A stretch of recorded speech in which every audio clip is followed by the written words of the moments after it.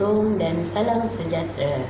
Saya Manisa Syafiqah Binti Mohamed dari Seksyen 2. Tajuk Toolbox talk saya adalah mengenai kemurungan dalam kalangan guru.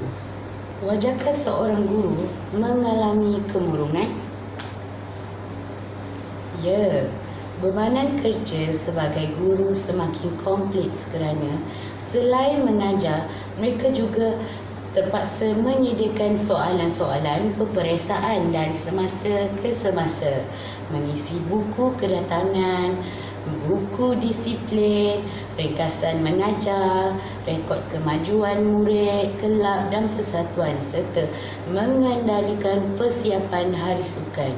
Justru itu, guru dikatakan terdedah kepada risiko tinggi untuk mengalami tekanan sehingga boleh membawa kepada penyakit mental yang serius seperti kebimbangan yang melampau dan kemurungan. Oleh itu, adakah guru dapat mengatasi masalah ini?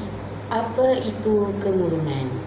Kemurungan adalah gangguan perasaan seseorang yang menyebabkan seseorang itu merasa sedih yang berpanjangan, keletihan dan ketiadaan tenaga, cepat marah serta hilang minat dalam melakukan aktiviti harian.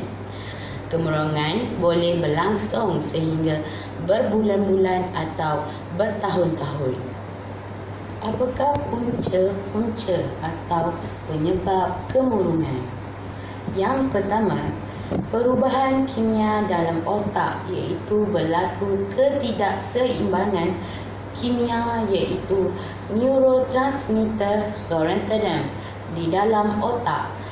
Yang kedua, baka keturunan. Individu yang mempunyai keluarga yang pernah mengidap kemurungan. Yang ketiga, penceraian dan masalah keluarga, iaitu institusi kekeluargaan yang lemah memberi risiko kepada anak-anak maupun ibu bapa individu itu sendiri mengalami kemurungan. Tanda-tanda dan gejala kemurungan. Yang pertama adalah kesedihan atau kekosongan perasaan yang berpanjangan. Yang kedua, cepat rasa letih dan tidak bertenaga.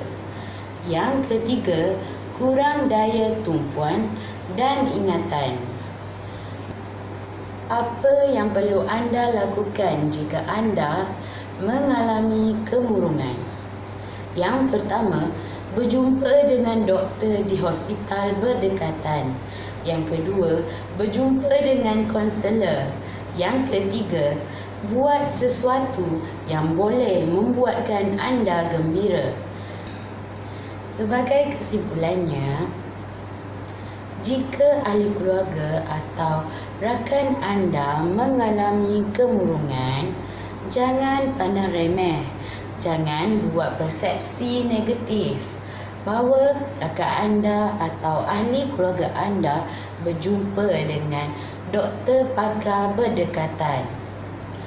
Mereka yang merasakan dirinya mungkin mengalami kemurungan, carilah bantuan dan ingat akan firman Allah dalam surah Al-Imran ayat 139, iaitu janganlah kamu bersikap lemah dan janganlah kamu bersedih hati padahal kamu adalah orang-orang yang tinggi darjatnya jika kamu orang-orang yang beriman.